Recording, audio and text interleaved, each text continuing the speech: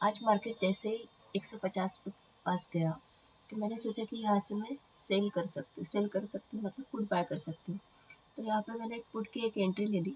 But यहाँ पे मैं आपको आज मैंने डिसिप्लिन रखा या नहीं, या मेरा स्टॉप लॉस गया, टारगेट गया, पूरा चीज़ बताऊंगी। आज थोड़ा सा मैं यहाँ पे बहुत ज़्यादा इमोशनल हो गई, क्योंकि यहाँ पे मैंने क्या किया, 150 की यहाँ पे एंट्री तो ले ली। बट प्रीमियम पे अगर देखोगे तो प्रीमियम पे ये कल का जो सपोर्ट था 24,200 का, ये अराउंड 157 टू 150 के आसपास आ रहा था। तो यहाँ पे जैसे मुझे ऐसे लॉस दिखने लगा, तो मैंने सोचा कि यहाँ से मैं एसएल हटा देती हूँ, क्योंकि एसएल अगर हटाऊंगी तो ये 150 के आसपास आएगा, बट यहाँ से थोड़ा सा रिवर्स होने का चांस हो सकता है। तो ये डिसिप्लिन मैंने तोड़ा यहाँ पे। और दूसरा चीज़, यहाँ पे रेजिस्टेंस के पास जा रहा था मार्केट, तो मुझे ऐसा लग रहा था कि यहाँ से रेजिस्टेंस से मार्केट जो है ये नीचे आ सकता है, क्योंकि 150 पे अगर देखोगे तो 150 पे अच्छा खासा यहाँ पे रेजिस्टेंस था। तो एटलीस्ट मुझे ऐसे लग रहा था कि इतना ये तो नहीं होगा, बट एटलीस्ट मैं ब्रेक इवन पे तो भी निकल सकती हूँ करके। तो इसलिए मैंने एसएल को आज पहली बार डिसिप्लिन जर्नी में हटा दिया है। नहीं तो मैं एसएल के बिना एंट्री नहीं लेती। और दूसरी चीज़, एसएल गया तो भी फिर मैं यहाँ पे एसएल नहीं हटाती। तो बट कल कल के हिसाब से अगर देखोगे तो यहाँ पे एग्जैक्टली उसी लाइन से मार्केट ने प्रीमियम पे सपोर्ट लिया है। तो मुझे यहाँ पे थोड़ा सा इमोशनल में ज़्यादा होने के कारण यहाँ पे मेरे होप्स भी आ गए थे कि यहाँ पे एटलीस्ट ब्रेक इवन पे आएगा, फिर मैं निकल दूंगी। नहीं तो आज का जो प्रीमियम का हाई है 190 के आसपास तो भी आना चाहिए करके। तो फर्स्ट जैसे मैंने एंटर किया था, मार्केट नीचे आ रहा था, तो उस टाइम पर एटलीस्ट मुझे 1000 रुपये का यहाँ पे प्रॉफिट दिखा था। बट यहाँ पे क्या हुआ ना, बाद में रेजिस्टेंस के बाद नीचे तो आने लगा, बट नीचे 200 EMA का सपोर्ट था। तो 200 EMA से ये सपोर्ट लेने का चांस लग रहा था मुझे। और 24,100 पे अगर देखोगे तो 100 एग्जैक्टली 24,109 के पास आ रहा था। तो यहाँ से अगर मार्केट सपोर्ट लेगा तो यहाँ पे ज़्यादा स्पेस नहीं रहेगा। ये सोच के फिर मैं यहाँ पे टारगेट भी थोड़ा सा कम रखने वाले थे। तो आज पूरा मैंने मतलब डिसिप्लिन का बैंड बजा दिया, क्योंकि मतलब इसलिए मैं फर्स्ट कैंडल पे एंट्री लेना पसंद नहीं करती। बट आज पता नहीं क्या हो गया, आज मैंने थोड़ा सा रिवेंज मोड में थी शायद, आज इमोशंस एकदम हाई थे, इसलिए मैंने यहाँ पे एंट्री कर दी। बट अभी देखोगे तो अभी भी मैंने मतलब एंट्री तो ले ली मैंने, बट इतना ज़्यादा डर लग रहा था मुझे आज।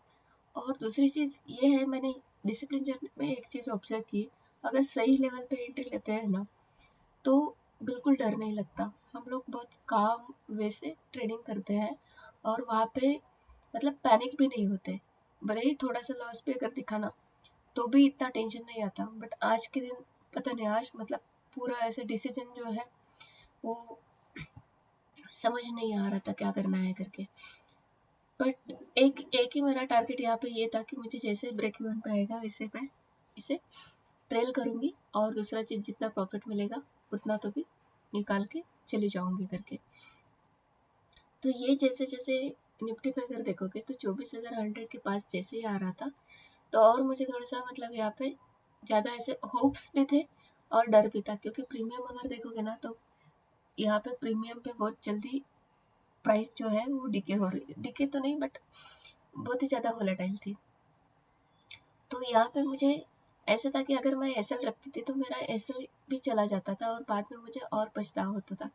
इसलिए यहाँ पे ट्रेड लेने के पहले ही सोचना चाहिए। आज मैंने ट्रेड लेने का कोई मतलब ऐसे प्लानिंग नहीं किया था प्रॉपरली कि मुझे कहाँ पे ट्रेड लेना है, कहाँ पे एग्जिट करना है, इसलिए ये गड़बड़ होती रहती है। तो इसके आगे एटलीस्ट मैं ये गलती से नोट करूँगी कि इसके आगे मुझे रैंडम ट्रेडिंग नहीं करना है। मुझे जो ट्रेड लेना है प्रॉपर प्लान करके लेना है। फिर प्लान करने के बाद एसएल भी जाता है ना तो इतना बुरा नहीं लगता। और फालतू में हम लोग ट्रेड के ड्यूरेशन में ऐसे पैनिक में नहीं बैठते, क्योंकि यहाँ पे मेरा फुल इमोशनल ट्रेडिंग हो रहा है अभी का। जैसे ही देखो अभी ब्रेक इवन के पास आ रहा है, तो मुझे थोड़ा सा मतलब और होप्स है। मैं चाहती तो हूँ कि मैं ब्रेक इवन पे निकालूं, बट होप्स बीच में आ रहे हैं। तो ये शायद आपके साथ भी हो रहा होगा, इसलिए प्रॉपर एसएल और प्रॉपर टारगेट के साथ मैंने जो एक्सपीरियंस किया है वो मैं बता रही हूँ आपको, कि अगर प्रॉपर टारगेट और प्रॉपर एसएल लगाते हैं और कहीं पे बीच में हम लोग डिसिप्लिन के साथ खड़े रहते हैं, कहीं पे मतलब ऐसे कि आइदर एसएल या आइदर टारगेट, ऐसे सोच जब रहती है ना तब हमारा दिमाग जो है शांत रहता है। क्योंकि हम लोगों ने पहले से दिमाग को इंस्ट्रक्शन दिए होते हैं कि दोनों में से एक करना है, बाकी हमें इतना पैनिक नहीं होना है, क्योंकि जैसे जैसे डिसीजन बदलता है उतना उतना हम लोग पैनिक होते जाते हैं। इसलिए यहाँ पे अगर देखोगे तो मैं बार बार जो है टारगेट जो है चेंज करती जा रही हूँ। जैसे मुझे यहाँ पे 190 के पास पहले लगाया था, फिर से मुझे होप्स जग गई मेरी कि एटलीस्ट ईएमआई तक आएगा तो मुझे कुछ 2000 तक मिल जाएगा करके। बट यहाँ पे अगर निफ्टी पे देखोगे तो ईएमआई का सपोर्ट लेके यहाँ पे ऊपर जाने की कोशिश कर रहा था। तो इसलिए मैंने क्या किया, यहाँ पे ट्रेलिंग एसएल लगाया और ट्रेलिंग एसएल जितना मिला उतना मैं निकाल के बाहर आ गई। क्योंकि यहाँ पे जो डर था मुझे यहाँ पे 24,100 का, क्योंकि वहाँ पे सपोर्ट था अच्छा खासा, तो इसलिए मुझे और प्रीमियम वोलेटाइल होने की वजह से ज़्यादा डर लग रहा था, इसलिए मैंने यहाँ पे ब्रेक इवन पे ऑलमोस्ट निकाल दिया है। ब्रोकरेज में निकला है मेरा। तो ये मुझे तो लग रहा है कि मैंने गलत किया, मैंने डिसिप्लिन के साथ ही जाना चाहिए था, प्लान एंट्री करना चाहिए। और देखो मैंने कितना अच्छा किया कि अभी यहाँ पे निकल भी गई मैं, क्योंकि अगर नहीं निकलती थी तो फिर मेरा कितना बड़ा लॉस हो जाता था। तो आप मुझे बता सकते हो कि मतलब आप अगर मेरी जगह पे होते तो आप क्या करते थे?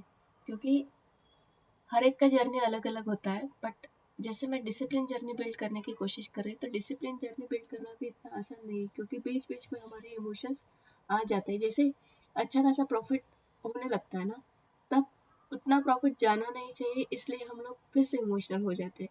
और जैसे जैसे हमारा एसएल पे एसएल हिट होते जाते हैं तब भी हम लोग इमोशनल होते हैं कि जितना प्रॉफिट मिला है उतने में निकल जाओ करके। तो ये अगर आपके साथ भी हो रहा होगा तो आप मुझे बताना, और मेरी यहाँ पे क्या गलती है, मैंने क्या करना चाहिए, इसके लिए प्लीज़ सजेशन देना। Thank you so much.